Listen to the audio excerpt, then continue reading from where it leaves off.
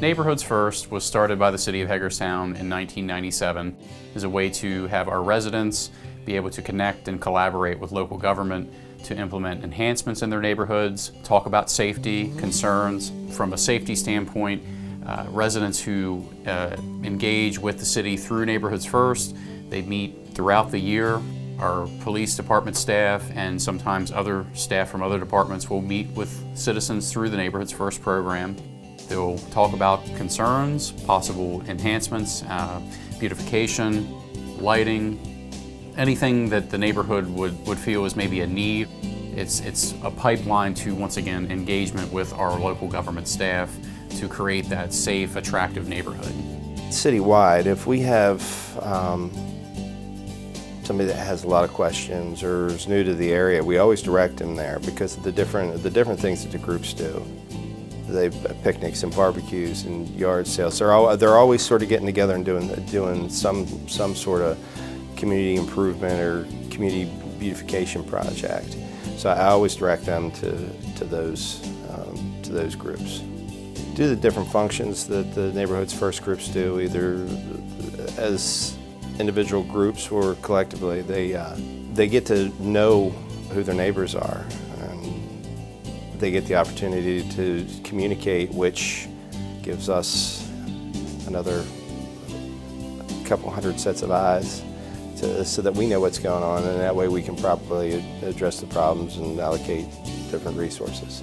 And by going to the meetings, we're able to educate them that, this is a good call, this is something that can maybe be handled by email, and then that way they can get a consistent response from us. I guess I've been working with Neighborhoods First groups now for about the past 6 or 7 years, off and on, depending on various assignments I've had. To me, I think Neighborhoods First and the police department, we formed a good relationship. Lieutenants attend a lot of the Neighborhoods First meetings. I think it gives us a face that the citizens can connect with if they have issues.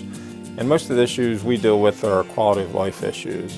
We have 13 active groups currently that are recognized through the Neighborhoods First program, and each group has their own identity.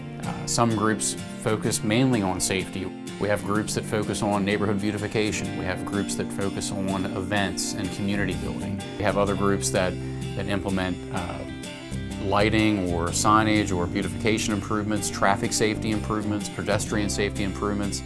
We look at the Oak Hill West group that has looked at different improvements in their neighborhood, working with our engineering department, highlighting a much improved crosswalk area for pedestrians at Forest Drive and Prospect Avenue. Bester Community Hope got several Neighborhoods First groups together and some at-risk youth together, and the Locust Point area did a big cleanup.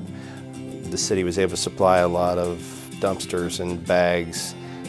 We had officers there sort of working with the kids, so they were able to communicate without it being police officer to teenager level. Everybody was out picking up trash and talking, and that was something that was pretty good. And that as far as organization on that, it just sort of fell together because everybody wanted to help.